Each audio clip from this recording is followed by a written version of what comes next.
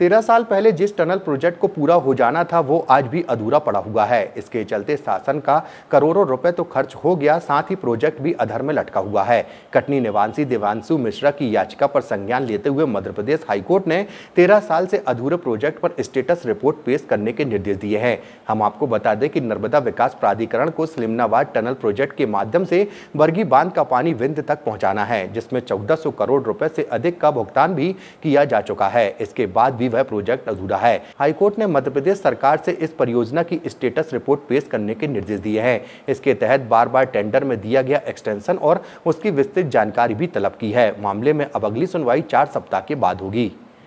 PIL public interest litigation petition हमने file करी थी, आज उसकी सुनवाई थी।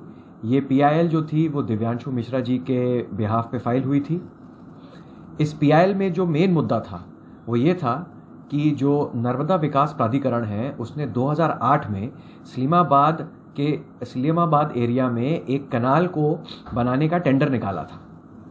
वो टेंडर 2008 में निकाला गया था और उस टेंडर की कंडीशन ये थी कि वो 40 माह के अंदर अंदर उसको आप कंप्लीट करेंगे। वो जो टेंडर की जो वैल्यू थी वो थी करीबन 800 करोड़।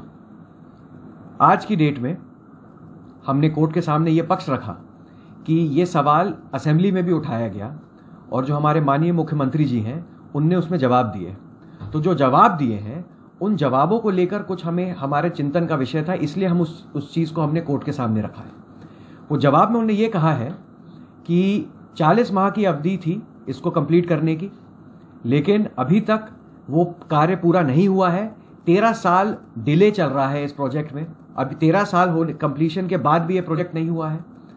ये एडमिटेड फैक्ट है। माननीय मुख्यमंत्री जी द्वारा कहा गया है असेंबली में कि जो 800 करोड़ का जो टेंडर था उसमें आज की डेट में 1450 करोड़ की पेमेंट ऑलरेडी कॉन्ट्रैक्टर को दी जा चुकी है। उसके अलावा कुछ और भी उसी प्रोजेक्ट से रिलेटेड, क्योंकि एक ये टर्न की टेंडर था।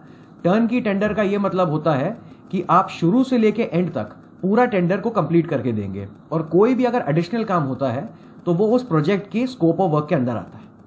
लेकिन असेंबली के जवाब में हमने ये भी पाया कि कुछ ऐसे काम हैं जो स्कोप ऑफ वर्क में थे, लेकिन उसके बावजूद भी और फ्रेश टेंडर्स निकाले गए हैं और पैसा दिया गया है दूसरे कॉन्ट्रैक्टर्स को और उसी कॉन्ट्रैक्टर को जिसने इनिशियली जो टेंडर लिया था।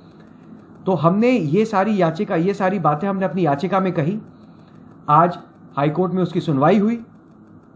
हाईकोर्ट ने स्टेट से एक स्टेटस रिपोर्ट मंगवाई है और बोला है आप बताइए कि इसमें प्रोजेक्ट की आपकी क्या स्टेटस है, कब तक कंप्लीट होगा और इसमें अभी तक जो एक्सटेंशन मिले हैं क्यों मिले हैं।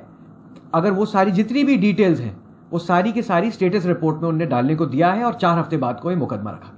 मध्य प्रदेश की हर पल की ताजा खबरों व हमसे जुड़े रहने के लिए हमारे YouTube चैनल को लाइक व शेयर और सब्सक्राइब करें, ताकि हम आपको हर खबर आप तक पहुंचा सकें। जुड़े रहने के लिए धन्यवाद।